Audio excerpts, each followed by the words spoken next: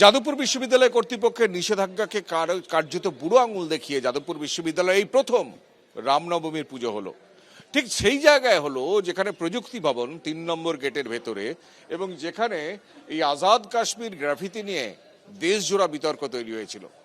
আজকে সেই আজাদ কাশ্মীর গ্রাফিতির ওপরেই শ্রী অরবিন্দের ছবি লাগিয়ে দিয়েছেন এখানকার পড়ুয়াদের একাংশ, এবং পাশে শ্রীরামচন্দ্রের ছবি লাগানো হয়েছে। এই ক্যাম্পাসটা ঋষি অরবিন্দ প্রতিষ্ঠা করেছিলেন বঙ্গীয় জাতীয় শিক্ষা পরিষদের নামে। প্রথমত এতে রাজা সুভাষচন্দ্র মল্লিক, কবিগুরু রবীন্দ্রনাথ ঠাকুর এবং স্বদেশী আরও যারা বিভিন্ন আন্দোলনকারীরা ছিলেন, যেমন স্যার আশুতোষ চৌধুরীও ছিলেন, তো এনারা প্রত্যেকেই অনেক স্বপ্ন নিয়ে যাদবপুর ইউনিভার্সিটিটা বানিয়েছিলেন। আজকে এই স্বপ্নটাকে কিছু বামপন্থীরা, কিছু মাওবাদীরা, কিছু নকশালরা কুক্ষিগত করে রেখেছে। আপনারা দেখতেই পাচ্ছেন আজাদ কাশ্মীর। একটা স্বাধীন গণতান্ত্রিক দেশে এগুলো লেখা যায় না প্রথমত।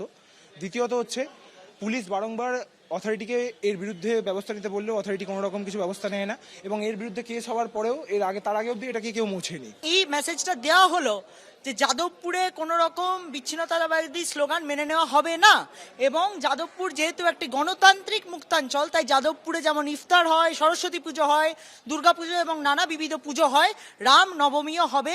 আমরা এই শুরু করলাম, ইতিহাস তৈরি করলাম, এবং এটা আমরা কন্টিনিউ করব প্রতি বছর। এই বিল্ডিং এ যেখানে দেওয়ালে দেওয়ালে শুধু গ্রাফিতি, দেওয়ালে দেওয়ালে শুধু পোস্টার, ছবি, ব্যানার, মুক্তমনা চিন্তার ফল, সেখানে ঠিক সেখানেই ডান দিকে আমরা দেখতে পাচ্ছি শ্রী রামচন্দ্র পূজিত হচ্ছেন। সেখানে যজ্ঞ হয়েছে, সেখানে রীতিমতো অঞ্জলি হয়েছে। সব মিলিয়ে যাদবপুর বিশ্ববিদ্যালয়ে এই প্রথম এই গ্রাফিতি, এই দেয়াল লিখন, এই প্রতিবাদের স্লোগানের মধ্য দিয়েই, এমনকি তার উপর প্রতিবাদের ওপর রামচন্দ্রের ছবি সেটে দিয়েই সেখানে প্রতিবাদের পুজো হলো এই প্রথম। ক্যামেরায় সুবিধার সঙ্গে কৃষ্ণেন্দু অধিকারী, এবিপি আনন্দ, কলকাতা।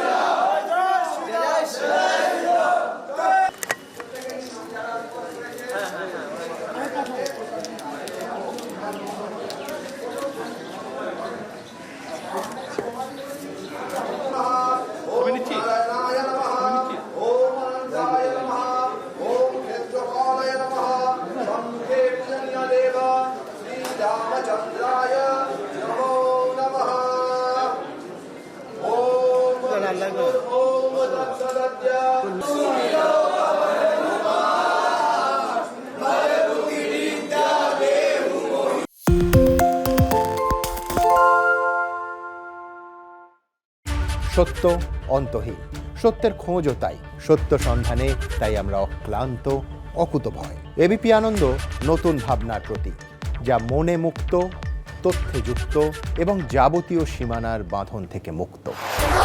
সীমা না শব্দটির মধ্যে লুকিয়ে আছে মানা শব্দটি, যেন চোখ রাঙানি এক অদৃশ্য বেড়াজাল, যা আটকে রাখে আমাদের এক ছোট্ট গণ্ডির মধ্যে। একমাত্র সঠিক খবরই গড়ে তুলবে এক মুক্ত সমাজ।